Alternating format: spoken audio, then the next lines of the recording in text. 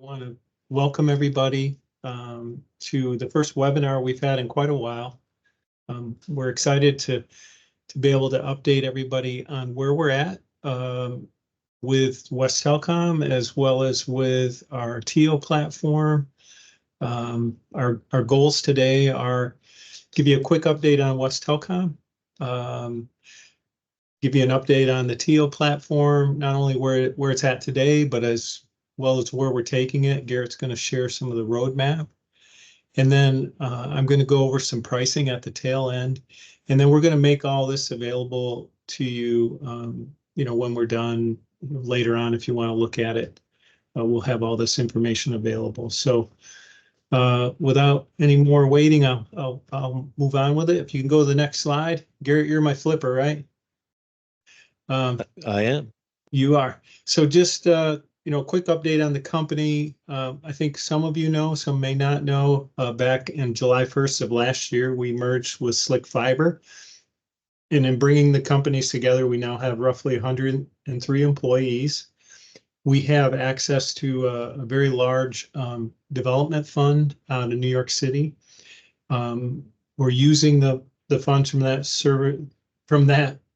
funds from that fund to do mainly construction of fiber throughout New York and the Northeast, through a lot of communities in and around New York State. And then also we are continuing to invest in the Teo platform and to grow our services nationally. And we put a lot into the platform. Garrett and his team have made some great advancements. I'm really proud of what they've done, and it's made a big difference.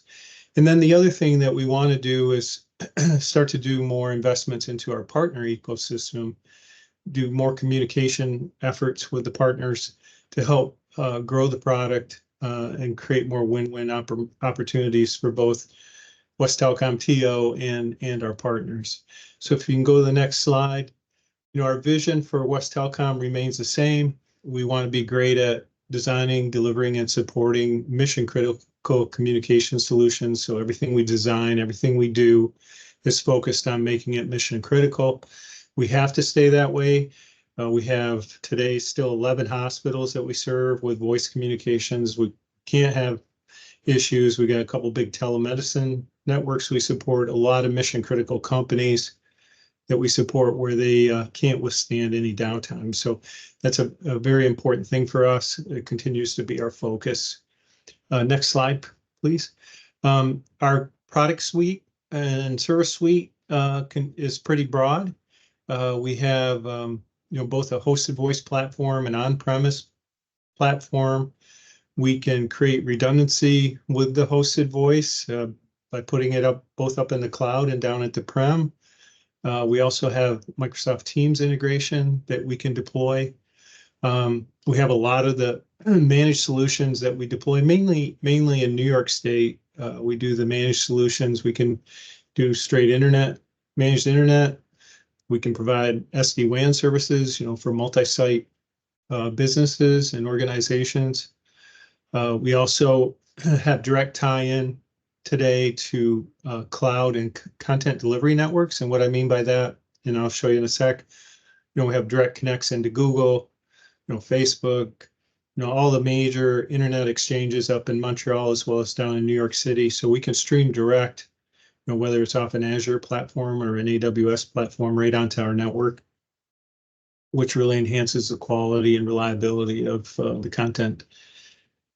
And then we have a really solid NOC that supports the back end of our systems. And we do NOC services for some major entities, including the telemedicine network. So even though there's multiple different carriers on the telemedicine networks, we handle all the NOC services for them. And along with that, we also do cyber threat monitoring on the network. We don't do the remediation piece, but we will automatically send alerts to our customers on any threats that we see, any weird bots that are talking to bad actors out there. And then On top of the managed solutions, we have a lot of the traditional ones that I think many of you are aware of. We've got our SIPs, PRI, and POTS, and LD services. We can do DIA, broadband co-location, and web hosting. Inside of New York State, most of that is what we call type 1 on our network. Outside of New York State, we have relationships with a lot of other providers where we can do type 2 services through other companies, which I'll touch on in a sec. And then in terms of the Teo products, we've got our phones that we offer, the Teo VM, which we'll talk about today. We've still got the legacy products available, but they'll be on a different platform. So we're upgrading the platform that they'll set on. And then we have our mobile and soft phone clients that are out there that we've made some great advancements on as well. If you go to the next slide, please, Garrett. In terms of our network, we've set everything up, as I mentioned earlier, to be mission critical. So we have geodiverse switching. So we have multiple switches that are all interconnected. With the merger with Slick, we now have 3 switches. And I don't want to mislead you. Only 2 are connected in the ring right now. We haven't connected the 3rd one in the ring. I don't think we actually need to, but we do have a 3rd switch now. We also have built a core network, transport network between all the switching, all of our sites that connect into the IXs. When I say the IXs, up into Montreal and down into New York City, as well as other places across the country. So we are connected nationally. We can deliver dial tone anywhere in the country via SIP principally. We have relationships, if you look in the lower left, with several companies on a national level where we can resell their services or integrate with them via an NNI. So we can help deploy services anywhere in the country. If you go to the next slide. This looks busy, but I'll work it from left to right for you. So as I mentioned, we have multiple rings. If you look off to the left here to the PSTN, both direct connects out to the PSTN, and then we have connections to the PSTN via IP as well. So there's multiple layers there. We have our redundant switching in 2 geographically separated locations. Those are front-ended by our session border controllers, aka firewalls, to the switches. We have our Teo platforms hanging off the 2 switches. And then we also have deployed SD-WAN clusters for when we do SD-WAN deployments. We can bring those back through and create a level of redundancy and ring topology for our customers using the SD-WAN. And then we've got geodiverse core switches that we tie back to different nodes to the internet. So we have diverse connectivity out to the internet cloud. And then from the internet cloud, we can deliver services through 1 carrier or 2 or 3. We can make actually triple the redundancy to the actual prem for the customers. And then from the prem, there's a lot of different ways we can deploy the service, whether it's through the Teo VM architecture. If a customer has an ability to put a VM system, they have their own VM and put the software on their VM, that's one option. We can deliver it via the cloud, or we could deliver it, which I don't show here, via one of our partners. If a partner out there has their own VM and wants to deploy it and sell it, that they could also do it via this system. And then shown down there at the bottom is our different ways of delivering. As I mentioned earlier, we have the mobile clients and the PC clients, as well as we can deliver services through traditional means, although they're going away, through an IAD and then into an old PBX if we need to. You go to the next slide. And so behind that network, we have several monitoring systems that are running, that are looking, at our internet backbone, all of our customer wide area networks that we deploy.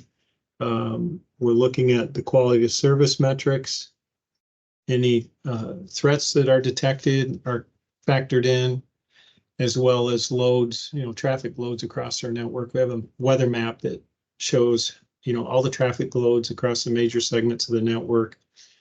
All that's cranked through our system, and then it's repurposed to our NOC, who has got the eyeballs on what's going on within our network.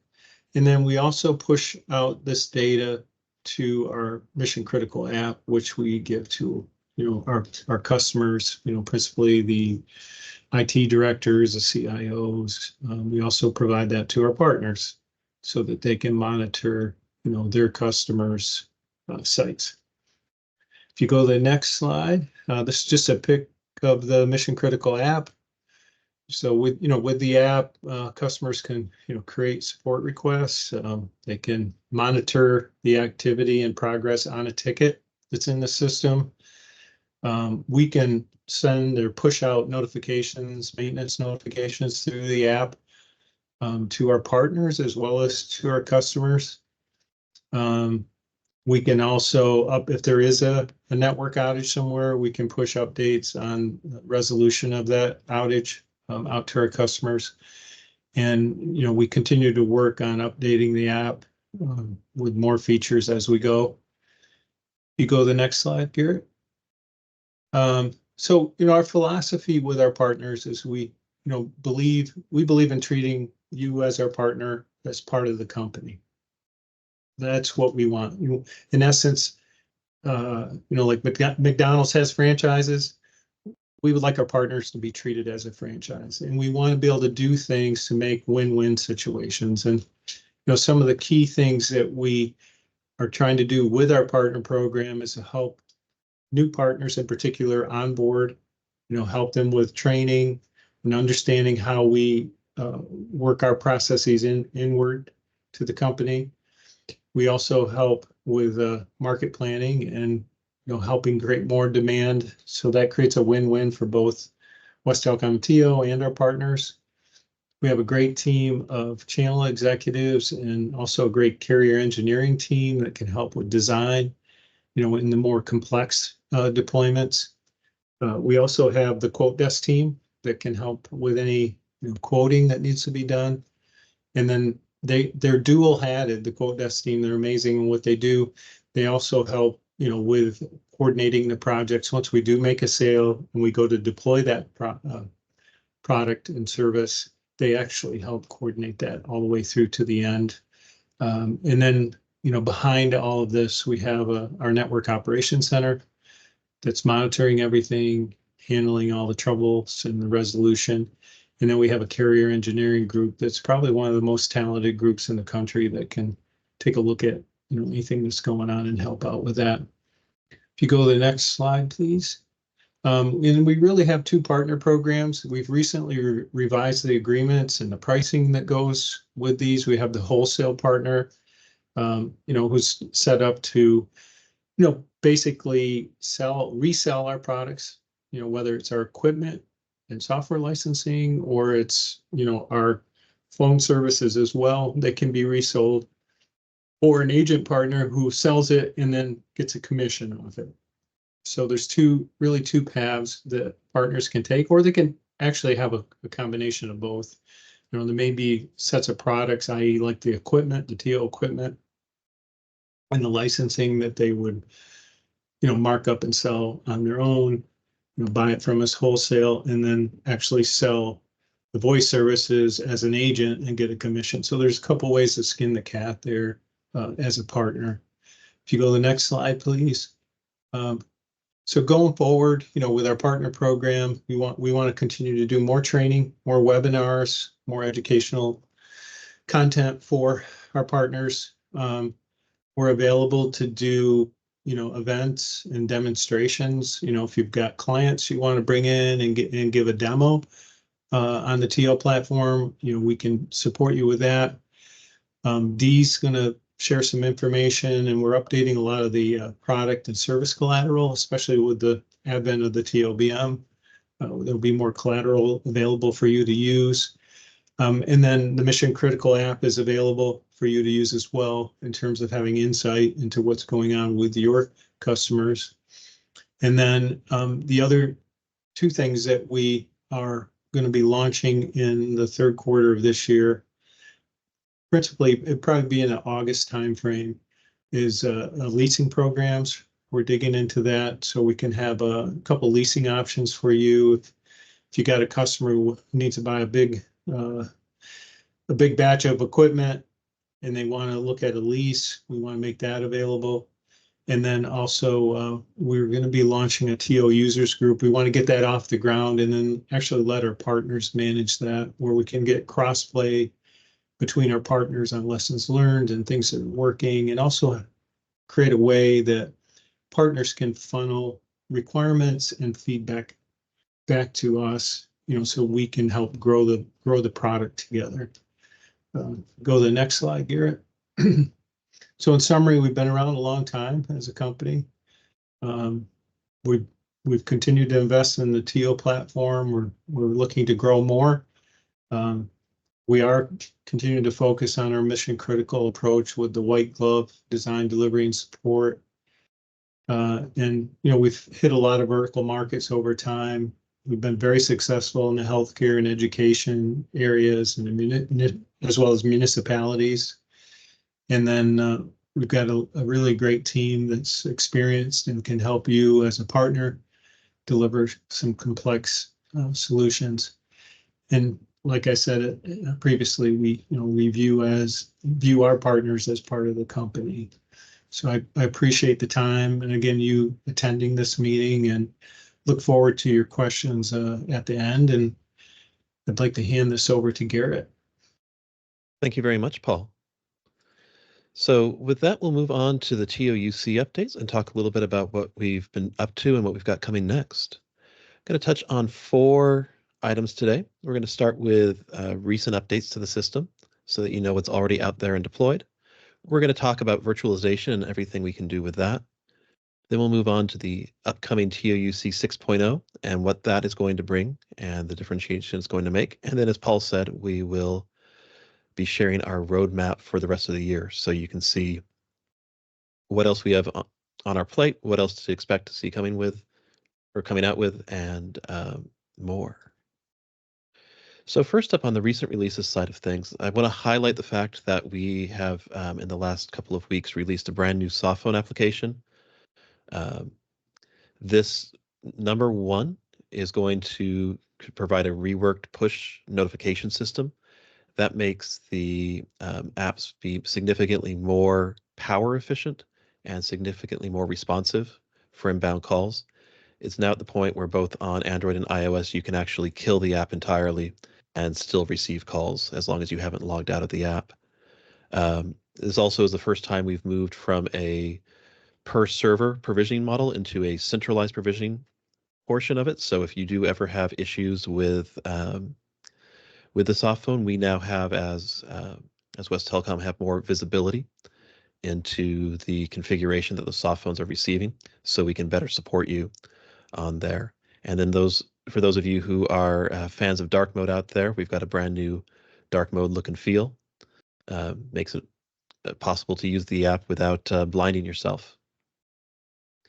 Again, the big one here is those push notifications. Really encourage you to check that out, especially if you haven't been using the app recently. It makes a huge difference on there. The other thing is, we're going to be talking about virtualization, and we're going to be talking about UC 6.0. We continue to advance our current deployed releases as well, and over the last few months have released versions 5.6.4 and 5.6.5. Most notable on there is going to be improvements around ACD queues, group voicemail, and then a update to how we handle backups to make future migrations to this VM platform and to 6.0 significantly easier. With that, let's go ahead and talk about virtualization. So up until now, we've offered 2 types of deployments, on-premises with dedicated hardware and our cloud-hosted models. Today, we're adding a 3rd type to that, which is our virtualized Teo UC. This is a new option for on-premises deployments. This is also, as Paul alluded to, our solution and recommendation for partners who wish to host their own hosted solution for their customers.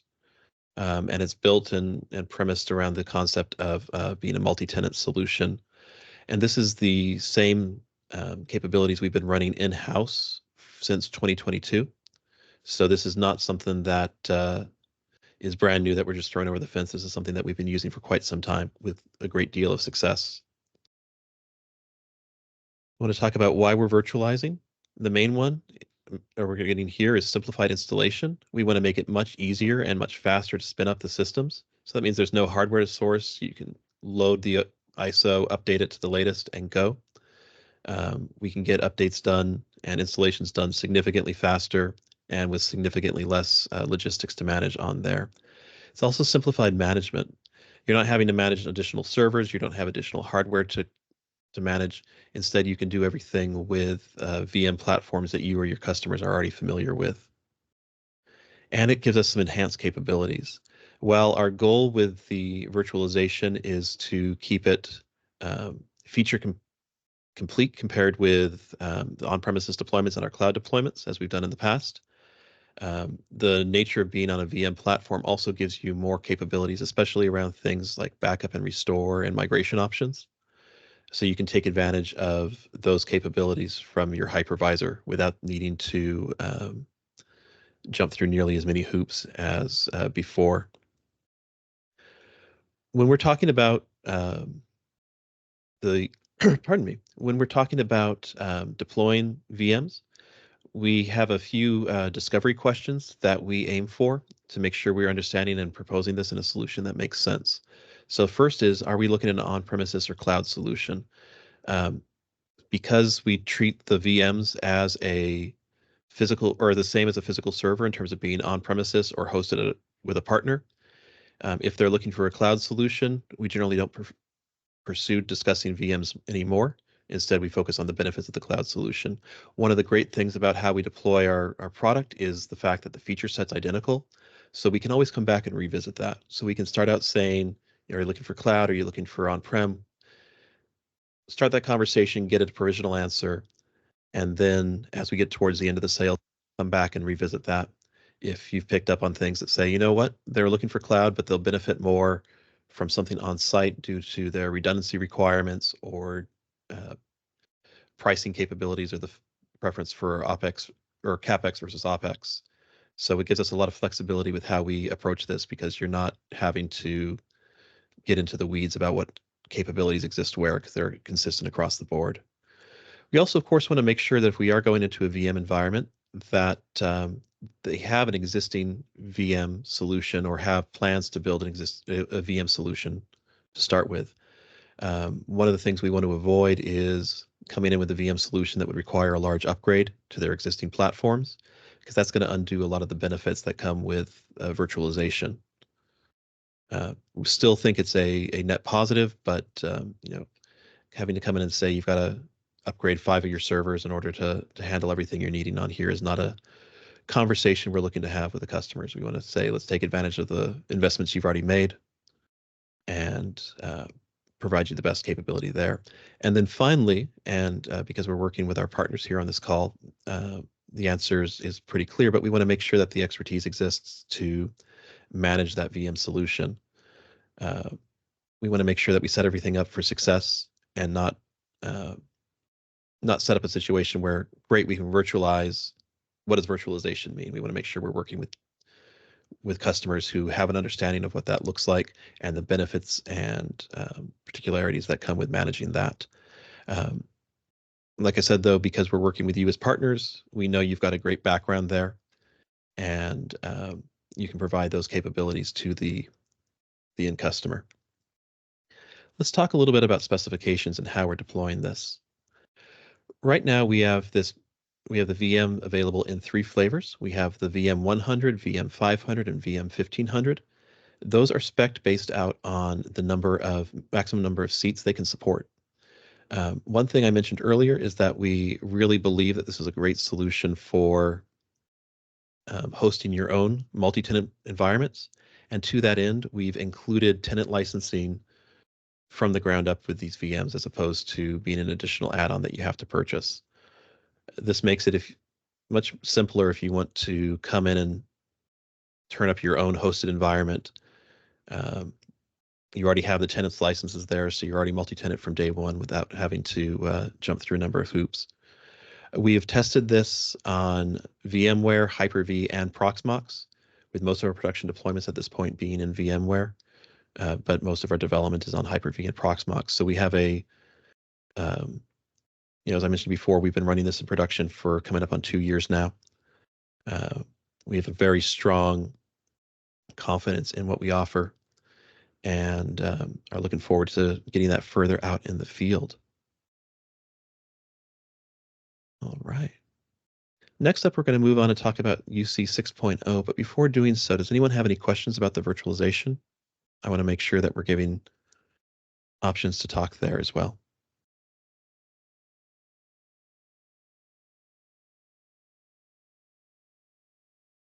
All right. Always feel free to reach out afterwards as well if you do have questions.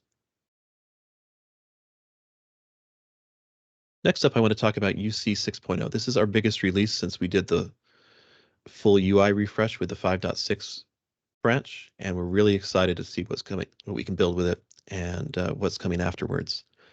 So just to set a little bit of background, all of our current deployments, running UC version 5.6.4 or earlier, have been running on a CentOS-based kernel and have been built with the assumption of being running on a physical server. So there's integration points for fan management and integrated cards and things like that, which don't make sense in a virtualized environment and don't provide the benefits that we used to see when everybody was having to bring in analog lines or PRIs, because we do everything SIP natively now. We're not seeing those same benefits that you would see just because times have moved on. So version 6.0 is a brand new foundation for all of our future development and where we're coming through there. It runs on the latest Debian kernel and is virtualized first. So while we can virtualize both the 5.6 branch as well as 6.0, 6.0 has been built and developed from day one with virtualization in mind as its primary target. Let's talk a little bit about what we're getting on in here. First and foremost, I already mentioned that we're doing a kernel update to run a significantly newer version of an operating system with a 6.0. But as part of that, we've also updated every single application under the hood to the latest and greatest on here. So we've got significant performance improvements, significant security enhancements, and bug fixes across the board that create a more reliable and more efficient system. We've also worked on a brand new deployment and update model. We can do a fresh install from the OS being on there in under 15 minutes in lab conditions. Most updates take under 5 minutes now, and only change services are interrupted. So if we're deploying just a portal update, for example, you can actually keep calls up during that time and have zero impact to your customers. We also wanted to bring in several new features as part of this. While the architecture changes under the hood are going to be the biggest advantages you get with 6.0, we did want to add some quality of life throughout. First up was we've built a brand new device search screen that is multi-tenanted. So rather than the current user search capabilities where you have to go in and select an individual tenant, you can now search by devices across the board. This makes managing large deployments with a large number of tenants significantly easier. You can search by device type. So if you want to see all your soft phones, for example, you can get those in one place. You can search by MAC address if you're trying to figure out where a phone was actually deployed. You can sort by status, so you see things that are online versus offline. You can search by tenant. Anything that is available in the system you can search against. It makes it significantly easier and faster to find where devices are, confirm how things are deployed, and we're really looking forward to getting that out there. We've also added some significant quality of life improvements around tenant management, most notably improvements to the tenant switcher and selection tool, where now by default it hides deactivated tenants. So if you deactivated someone or don't have someone live yet, they won't take up your view. As also, as we're talking 50 plus tenants in a system, we've also built in a search feature in there. And then most notably, for those of you who are already running tenants, is we have a front-end tool now to delete deactivated tenants. Before that required Teo support to come in and do back-end work on there. So we're really excited to make your lives easier when it comes to working with tenants. We're also introducing a brand new call flow view. So in the search call screen, the call detail view has been completely reworked with per leg call recordings, a full call flow so you can see every step of the way. Most notably, this is going to be key in cases such as calls into ACDs, calls into hunt groups. You'll see which hunt group was called. You'll see which ACD agent answered the call. If you've ever had the question, how did this call get transferred to me? We're built here to answer that, make your lives easier, make your customers easier, and give you more predictable information. We've also, as part of this move to 6.0, implemented a brand new migration path. I already mentioned with the 5.6.4 release that we have a brand new backup approach. And this is the other half of that puzzle. Because we're moving to a new kernel and because we're focused on moving to virtualization, this 6.0 release is not a drop-in update, is instead takes a migration path. But by using the new migration tools, you can export a system from the 5.6 branch, import it in here, and then just make a couple configuration changes and you're ready to go.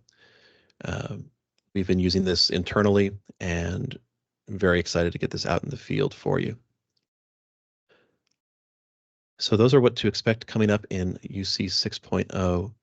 Additionally, I want to talk a little bit about what we have next. 6.0 is great foundation for what we're building, but we have a lot of ambition and a lot of goals beyond that. So here's our feature roadmap for what we're looking for throughout this year. Most notably, we already released the new soft phones.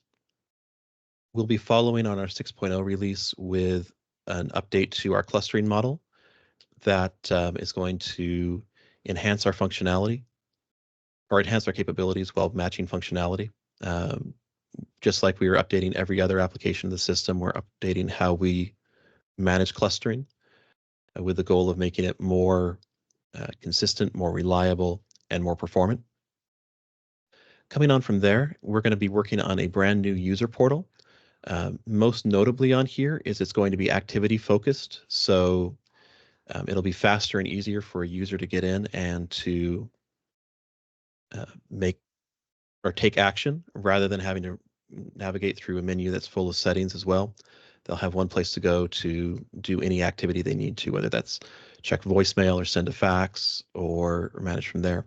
It'll also have a live dashboard feature that'll include the ability for screen pops for CRM integration. It's a huge part of what we're looking to get out there and start to provide more capabilities for what we can do with integration with other systems. Following that, we'll be making some significant dial plan enhancements with focuses on the ACD call center features.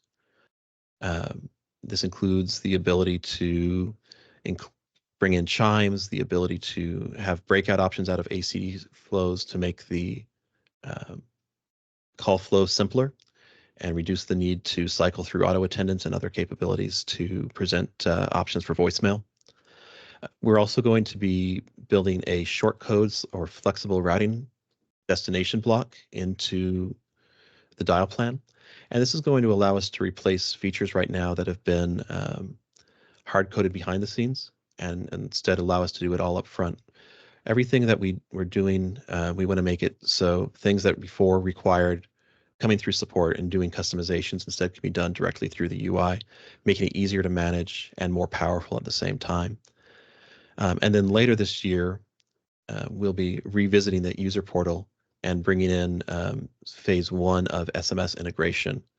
So this will be available through the user portal, the ability to send and receive off of arbitrary numbers, route them into individual users, and route them to a distribution group similar to a hunt group, but for messages.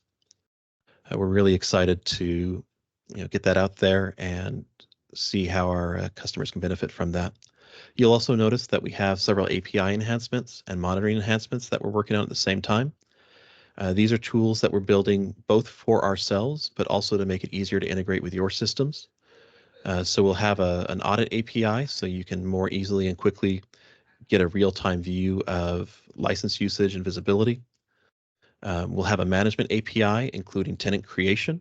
So this will allow things such as turning up a new tenant can be triggered from a billing event, as well as the ability to manage DID numbers and license assignments without having to go through the UI.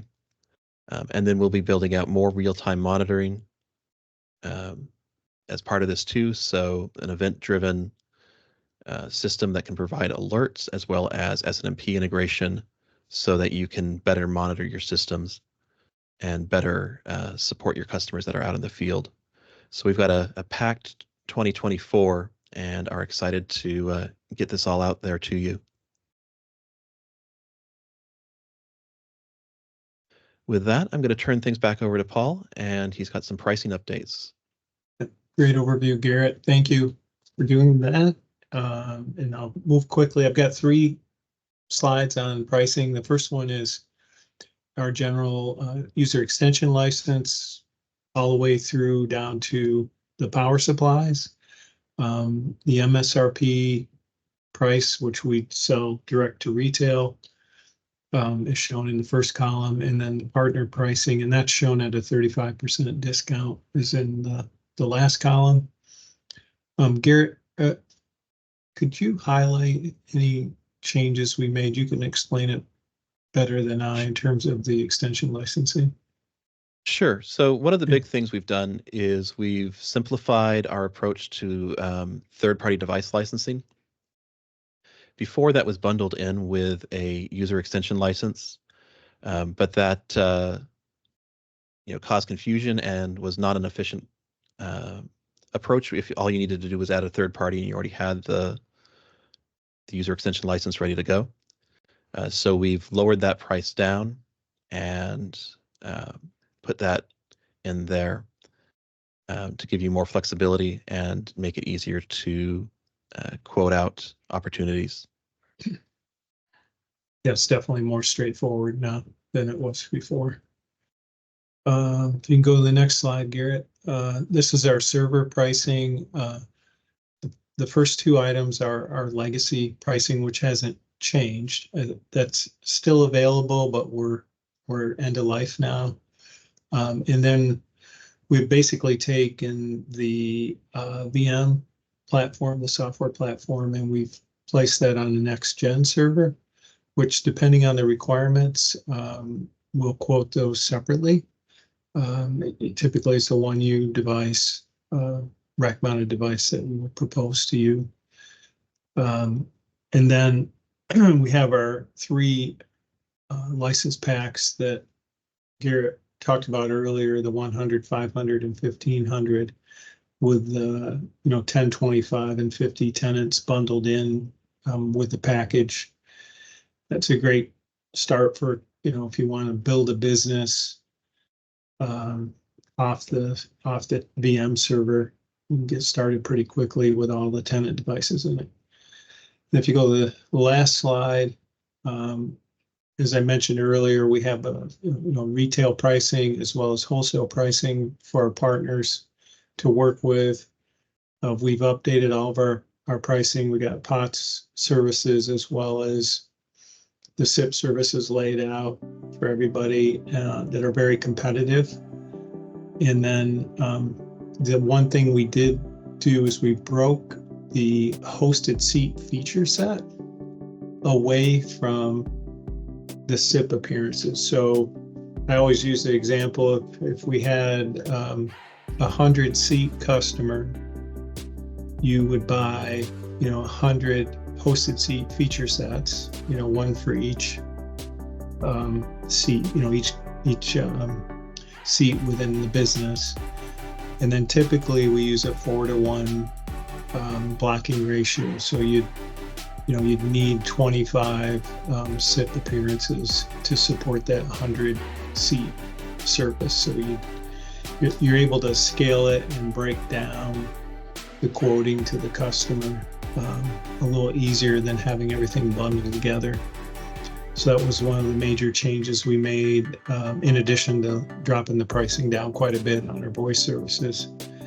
And then the DIDs that we show there are, the first 5 are for within New York State, and then outside of New York State, we have to pay a little bit more per DID because we go through third parties for those. So, any questions on this pricing, feel free to reach out to us. Our quote desk team can work with you on this, depending on whether you're going direct to the customer or you're wholesaling. We can set you up with this kind of pricing. So I think next, do we have anything after this, Garrett? Dee has some contact info for everybody. We've got our executive team that's available if you need us. Our partner success managers with Jill, Wendy, and Tyler. And then quote desk team, Jody, Charlene, Erica, and April available. And then Dee's available to help with any marketing support that you need. And of course, Garrett is our all-star with the platform. He's available to help you with any demos that you might need as a partner.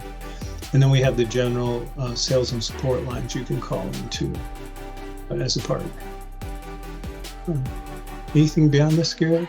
Are there other slides? I see we have 47 of 55. Oh, and thank you. Yep. Yeah.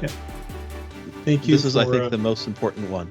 Yeah, thank you for taking the time to join us today. Thank you for being a partner. We welcome working with you to help grow your business as well as ours into the future.